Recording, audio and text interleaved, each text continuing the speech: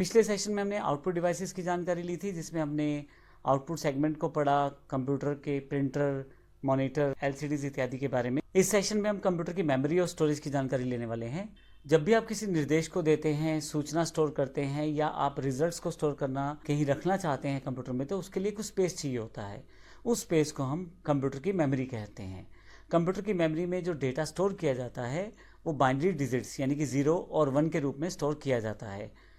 पूरी की पूरी कंप्यूटर की जो मेमोरी सेगमेंट है वो दो पार्ट्स में बटा हुआ है। प्राइमरी मेमोरी, जिसको इंटरनल मेमोरी भी कहा जाता है, और सेकेंडरी मेमोरी, जिसको एक्सटर्नल मेमोरी भी कहा जाता है। अगर मैं प्राइमरी मेमोरी की बात करूं तो रैम और रोम जो है वो प्राइमरी मेमोरी के पार्ट हैं, और अगर मैं सेकेंडरी मेमोरी की बात करूं तो floppy disk, hard disk, CD, DVD, pen drive, ये सब जो है ये सेकेंडरी मेमोरी के पार्ट हैं। कंप्यूटर की मेमोरी से जुड़े हुए सभी सेगमेंट, चाहे वो प्राइमरी मेमोरी रैम रोम की बात करें या सेकेंडरी मेमोरी जैसे floppy disk, hard disk, CD, DVD या पेन ड्राइव या कार्ड रीडर, इन सब की बात हम इस पूरे सेशन में करने वाले हैं। सबसे पहले बात करते हैं प्राइमरी मेमोरी यानी कि इंटरनल मेमोरी की।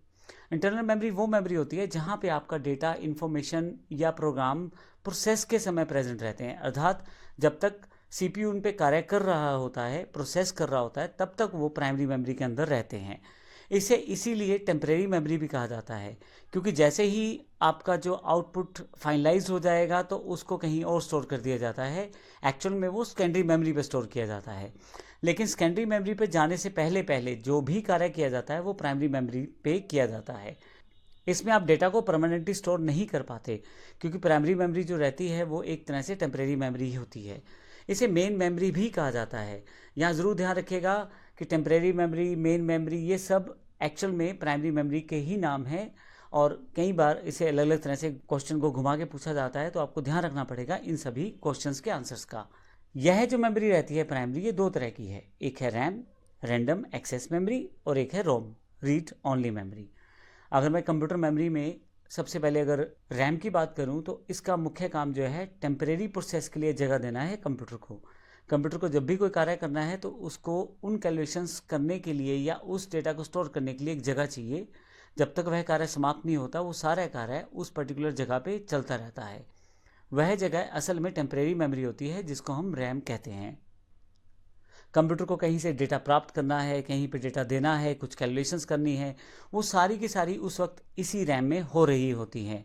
मान लीजिए आपने ड्राइंग करना शुरू किया, तो जब तक आप ड्रॉ कर रहे हैं, चीज़ें फाइनलाइज कर रहे हैं, रंग भर रहे हैं, वो सारा का सारा कार्य रैम में हो रहा है। जब तक आप फाइल सेव नहीं करते, फाइल सेव करने से पहले पहले सारा कार्य जो रैम में हो रहा है। लेकिन जैसे आप फाइल सेव कर देंगे, उस फाइल की एक कॉपी जो है या उस फाइल को एग्जिस्ट कर दिया जाएगा सेकेंडरी मेमोरी में। तो सेव करने से पहले जो कार्य हो रहा था वो रैम में रहता है। आपको ये भी ध्यान हो कि किसी कारण से लैपटॉप या डेस्कटॉप बंद हो जाए, अगर आपने फाइल सेव नहीं किया तो वो फाइल आपको दोबारा नहीं मिल पाता। इसका कारण ही यही है क्योंकि वह एक टेम्परेरी मेमोरी में होता है और आपने सेव नहीं किया, इस कारण से वो ख़त्म हो जाता है या उड़ जाता है। रैम को इसीलिए वॉलेटाइल मेमोरी भी कहते हैं। रैम दो प्रकार की होती है, डी रैम यानी कि डायनेमिक रैम और एस रैम यानी कि static RAM. S D RAM जो आपकी सिंक्रोनाइज डायनेमिक रैम रहती है, R D RAM Rambus dynamic RAM, और D D RAM double data dynamic RAM. इस तरह से स्टैटिक रैम जो है उसमें नॉन वॉलेटाइल एस रैम रहती है, स्पेशल एस रैम रहती है, असिंक्रोनाइज एस रैम रहती है और सिंक्रोनाइज एस रैम रहती है। तो ये हमारे पास रैम के प्रकार हैं। लेकिन अगर हम बात करें रोम की, तो रोम क्या है? एक्चुअली रोम पहले से प्री बिल्ट चिप है जो कंप्यूटर के अंदर पहले से जुड़े हुए हैं, जिसमें कुछ खास इंस्ट्रक्शंस कंप्यूटर को स्टार्ट करने के लिए पहले से ही दे दी गई हैं। इसमें अलग से कोई मेमोरी अवेलेबल नहीं होती है, अलग से कोई कार्य नहीं होता। इसमें जो पहले से फीड कर दिया जाता है उसी इंस्ट्रक्शंस को कंप्यूटर फॉलो करता है। जब आपका कंप्यूटर स्टार्ट हो रहा होता है तो वह काफ़ी सारे रिसोर्सेज चेक करता है, क्या कीबोर्ड कनेक्टेड है, क्या माउस कनेक्टेड है। इन सब चीज़ों के लिए वो रोम की मेमोरी का इस्तेमाल करता है, वहाँ पे दी गई इंस्ट्रक्शंस को इस्तेमाल करता है। इसीलिए इसे नॉन वॉलेटाइल मेमोरी भी कहते हैं। ये जो रोम के अंदर इंस्ट्रक्शन सेव रहती हैं ये परमानेंट स्टोर रहती हैं, इसको आप ना हटा पाते हैं ना चेंज कर पाते हैं, और केवल कंप्यूटर वहाँ से रीड कर सकता है, वहाँ राइट नहीं कर सकता। तो जो इंस्ट्रक्शंस हैं उनको सिर्फ कंप्यूटर फॉलो करता है जो रोम में पड़ी रहती हैं। ज़्यादातर ये जो रोम चिप्स होती है ये मैन्युफैक्चरर, जो कंप्यूटर मैन्युफैक्चरर होते हैं, उनके द्वारा ही पहले से एम्बेड करके दी जाती हैं, और इनके अंदर पहले से ही प्री लोडेड इंस्ट्रक्शंस रहती हैं। यहाँ पे अगर मैं रोम के प्रकार की बात करूँ तो programmable read only memory, erasable programmable read only memory और electronically erasable programmable read only memory, PROM, EPROM और ई एप्रोम, ये प्रकार हैं जो हमारे पास रोम के अवेलेबल हैं। अगर हम सेकेंडरी मेमोरी की बात करें तो जब तक आप कंप्यूटर पे ड्राइंग कर रहे थे और आपने फाइल को सेव नहीं किया था तब तक तो वह सारा कार्य रैम में हो रहा था। फाइनली आपकी ड्राइंग कंप्लीट हो चुकी है, आपका सारा प्रोसेस तैयार हो चुका है, अब आप फाइल को सेव करना चाहते हैं तो अब उसको एक जगह चाहिए जहाँ पे उस फाइल को परमानेंट स्टोर किया जा सके, ताकि किसी कारण से कंप्यूटर बंद हो जाए, लाइट चली जाए तो आपको फाइल दोबारा मिल जाए। यह बिल्कुल ऐसा हुआ कि आपने एक रफ कॉपी लगा रखी है जहाँ पे आप अपना कार्य करते हैं, वो रैम कहलाती है, और जब फाइनली आप उस पूरे काम को सेव करके अपनी फेयर कॉपी में रख देते हैं तो वह हार्ड डिस्क कहलाती है। असल में रैम में जब तक आप फाइल सेव नहीं करते वो सारा कार्य वहाँ रैम में रहता है, परंतु किसी कारण से लाइट चली जाए तो उस समय आपका डेटा लॉस हो सकता है। और जब आपने अगर एक बार फाइल सेव कर दी तो उसको जगह चाहिए फाइल सेव रखने के लिए, इसके लिए हम सेकेंडरी मेमोरी का इस्तेमाल करते हैं। सेकेंडरी मेमोरी कई तरह की है। फ्लॉपी डिस्क अब बंद हो गए हैं। प्लास्टिक की एक छोटी सी डिस्क होती थी जिसमें मैग्नेटिक मटेरियल की एक लेयर चढ़ी होती थी और ये अलग अलग साइज़ की होती थी और इसको प्रयोग किया जाता था बहुत पहले। ज़्यादा डेटा भी स्टोर नहीं कर सकते थे और कॉस्ट में भी ये महंगी पड़ जाती थी, लेकिन फिर भी आप एटलीस्ट एक जगह से दूसरी का डेटा ट्रांसफ़र करने के लिए इसका प्रयोग कर सकते थे। आजकल ये आउटडेटेड है और इसका प्रयोग नहीं किया जाता।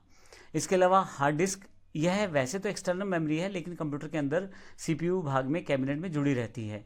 इसमें ही मुख्यतः सारा डेटा स्टोर करके रखा जाता है।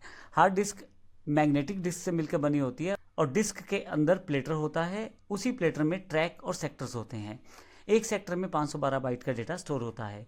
तो एक तरह से ये सभी सेक्टर्स, ट्रैक, प्लेटर सब मिलकर एक हार्ड डिस्क फॉर्म करते हैं जिसमें आप अपनी फाइल को सेव करके रख सकते हैं। परंतु किसी कारण से आपको फाइल किसी दूसरे व्यक्ति को देनी है तो बजाय हार्ड डिस्क देने के आप उसको सीडी या डीवीडी में ट्रांसफ़र कर दें। तो सीडी की जो कैपेसिटी रहती है वो 700 MB। फिर से यह है एक तरह से सेकेंडरी स्टोरेज है, इसमें आप अपनी फाइल राइट कर सकते हैं और सीडी को किसी को दे सकते हैं। तो असल में आपने किया ये है कि जो आपके पास हार्ड डिस्क में आपकी फ़ाइल सेव थी उसको उठा के आपने सीडी में कॉपी पेस्ट किया और वो सीडी किसी व्यक्ति को दे दी। तो इस तरह से आप उस फाइल को उसे दे सकते हैं। ज़्यादातर सीडीज़ में आप जब एक बार सीडी राइट कर लेते हैं तो दोबारा उसको रीराइट नहीं कर सकते। कुछ स्पेसिफिक सीडीज़ आती हैं रीराइटेबल सीडीज़, लेकिन अब आजकल क्योंकि पेन ड्राइव का दौर है, मेमोरी कार्ड का दौर है, तो इसका प्रयोग बहुत कम हो चुका है। सीडी के अंदर यानी कि कॉम्पैक्ट डिस्क के अंदर 700 MB का डेटा स्टोर किया जाता है। सीडी का एक सुधरा हुआ रूप या एक बेहतर रूप है डीवीडी। इसमें डेटा बहुत ज़्यादा जाता है, 4.7 GB से लेकर 17 GB तक डेटा स्टोर कर सकते हैं और इसमें अलग अलग साइज़ की डीवीडीज अवेलेबल रहती हैं। इसमें सीडी और डीवीडी दोनों में एक कॉमन इशू रहता है स्क्रैच का। अगर आपकी सीडी डीवीडी पे स्क्रैच आ गया तो फिर वहाँ से डेटा को रीड करना या राइट करना बड़ा टिपिकल है। दूसरा प्रॉब्लम ये रहता है अगर आपने डीवीडी या सीडी को एक बार राइट कर दिया है तो आप दोबारा उस पर डेटा नहीं डाल सकते। वो सीडी डीवीडी वंस राइट वाला फंक्शन रहता है, एक बार आपने राइट कर दिया तो बस उतना ही डेटा उसमें रहेगा। लेकिन आज की जो रिक्वायरमेंट है उसके अकॉर्डिंग चीज़ें बदल चुकी हैं। ना अब इस वक्त सीडी का ज़्यादा प्रयोग होता है ना डीवीडी का। इस समय पेन ड्राइव और मेमोरी कार्ड का युग है तो इनको यूज़ किया जाता है। पेन ड्राइव और मेमोरी कार्ड आपको पता होगा क्योंकि पेन ड्राइव जो है हम कंप्यूटर की डिवाइस के साथ लगाते हैं और मेमोरी कार्ड मुख्यतः मोबाइल्स के साथ प्रयोग किए जाते हैं। हालांकि वो कार्ड रीडर के साथ आप उनको कंप्यूटर के साथ भी एज अ पेन ड्राइव भी यूज़ कर सकते हैं। पेन ड्राइव एक पोर्टेबल डिवाइस है। इसको हम USB डिवाइस या ड्राइव के नाम से भी जानते हैं। प्लग एंड प्ले डिवाइस है। इसमें आपको केवल कंप्यूटर के साथ लगाना है और आपका डेटा आपके पास दिखाई देना शुरू हो जाएगा। और इसकी सबसे अच्छी बात है आप जितनी बार चाहे डेटा रीड करें, जितनी बार चाहे डेटा राइट करें। पुराने डेटा को उठा के आप नया डाल दें, जितना कैपेसिटी खाली है उतना डेटा आप उसमें डाल सकते हैं। पेन ड्राइव अलग अलग साइजेज में अवेलेबल होती है, जैसे 2 GB, 4 GB, 8 GB, 16 GB। 2 की मल्टीपल पावर में बढ़ती जाती है, 32 GB, 64 GB और 128 GB।